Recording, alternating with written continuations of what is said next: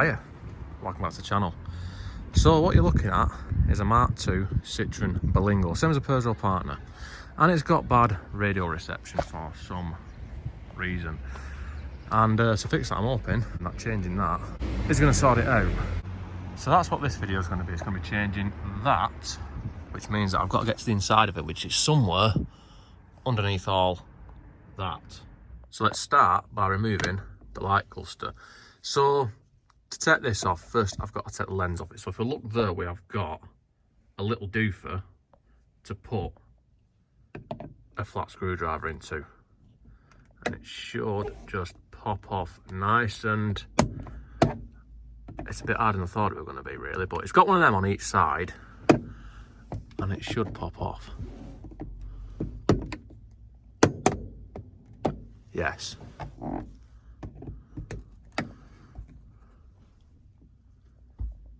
And if we look closely, we've actually got little clips all the way around. Now, I'm sure you're just meant to be able to pop it off from each side, but this one's not working like that. It seems to be springing back, so yes. When I popped off, then you go gave me just a little bit. So once you've achieved that, you're going to want to remove this whole housing, which if we look in there, we can see that there is a little spring. And what we've got to do is we've got to get, well, try and do this in shot so you can actually see it. Put the screwdriver in there, lever that spring away from there. Right, so if you see I'm pulling, hold on, focus. If you see I'm levering the spring towards me, and that allows me to pull the light unit down. Like so. I've just pushed it back in because I'm trying to do it with one hand, but as you can see there, once you've released both of them at once, then you can pull that down like that. And then we can actually see the nut which is holding the aerial on. So you could probably struggle and get it done through this hole. But if we see the connectors, I mean, undoing that isn't going to be a problem, but getting to them connectors, that could be a problem. Also, check which connectors you have first, because there's a few different ones. So anyway, yeah.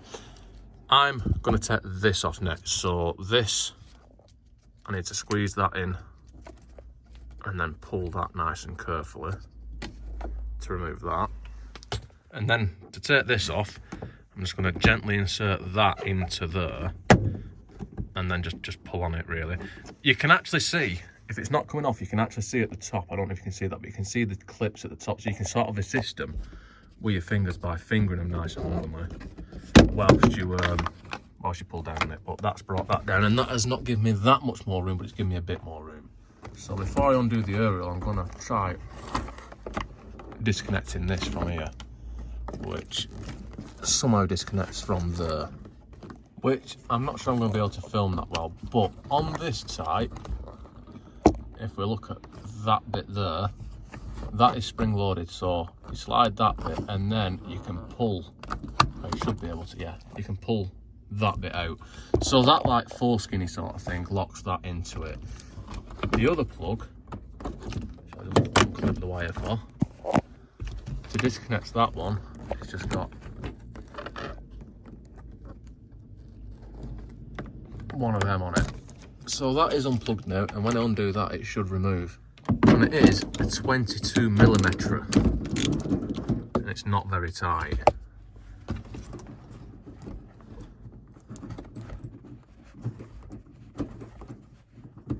So let's wind that off until it drops off. Try and lose some bits out of it. Yes, yes. Well, it's off, but the nut has fallen up there. So I just have to have a finger around for it. Yes.